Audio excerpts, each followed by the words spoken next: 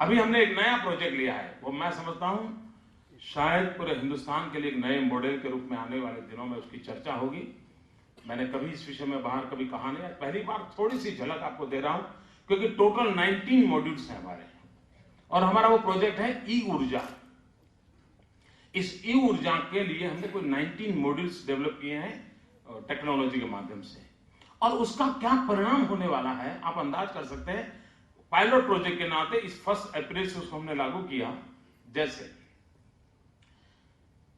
बिजली पैदा करने वाला जो हमारा कारखाना है वो कोयला कितना कंज्यूम करता है, कोयले के साथ जिन चीजों को मिक्सिंग करना होता है वो कितना परसेंटेज हो रहा है, उसकी एफिशिएंसी लेवल क्या है, कितने प्रकार से वो एनर्जी ऐसे जनरेट कर रहा है, इन सारी चीजों का मेरे यहाँ ऑनलाइन मॉनिटरिंग होता है।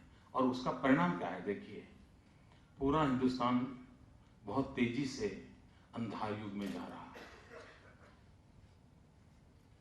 क्यों डर नहीं लग रहा है? हम भी तो हिंदुस्तान का हिस्सा है यार।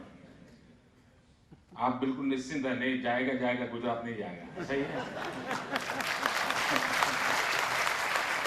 आप काफी परेशान नहीं हो रहे भाई। कोयले के कारण बिजली के कारखाने लगातार बंद हो रहे हैं। 12-15 हजार मेगावाट बिजली पैदा होना बंद हो गया है। अब संकट कितना गहरा होगा उसका अंदाज कर सकते हो। साइटेशन पढ़ने के लिए आंध्र से वे तो यहां आ पाए, लेकिन कोयला हिंदुस्तान में वहां से नहीं पहुंच पा रहा है। मित्रों, बहुत बड़ा संकट है, और इस संकट के कारण कितनी बड़ी तकलीफ होगी, लेकिन मेरे यहां टेक्नोलॉजी के उपयोग के कारण आज मेरी सरकार को पूरा पता है कि मेरे यहां कितने दिन चलने वाला कोयला है, कब तक मैं बिजली पैदा कर पाऊंगा, पूरी detail just because of online infrastructure मेरे पास है।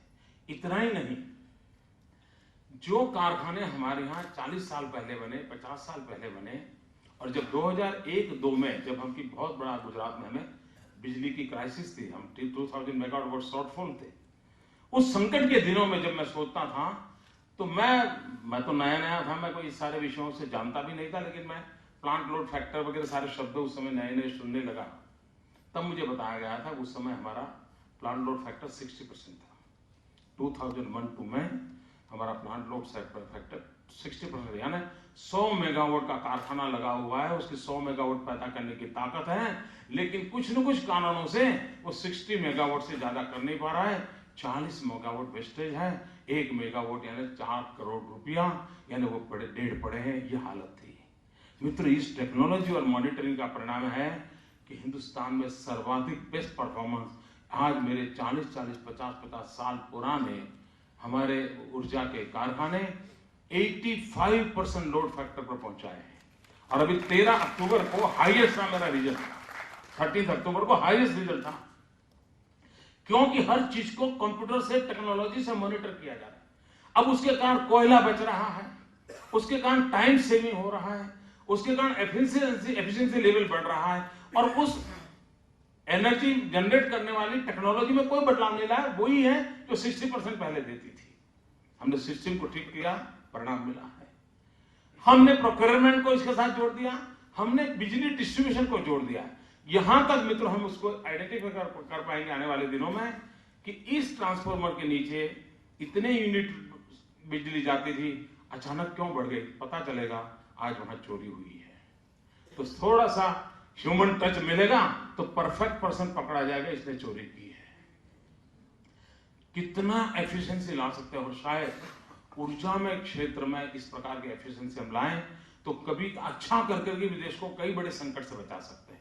नया पावर जनरेशन जब होगा तब होगा, जो है उसकी एफिशिएंसी बढ़ाएं तो भी बहुत बड़े संकट से देश को बचाया जा सकता है। और उसका प्रारंभ गुजरात की धरती पर ई गवर्नेंस के इस मॉडल के साथ ई ऊर्जा के माध्यम से हम कर रहे हैं, इस ई ऊर्जा के द्वारा।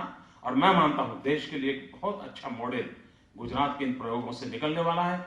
हम करीब हाफ मॉडल्स को ऑलरेडी अप्लाई कर चुके हैं, हाफ मॉडल ऐसे हैं कि जिसको अप्लाई करना बाकी है। विद इन 4 और 5 मंथ्स शायद पूरा हम एक फुल प्रूफ व्यवस्था के साथ देश के सामने आएंगे। कितनी बड़ी सेवा होगी।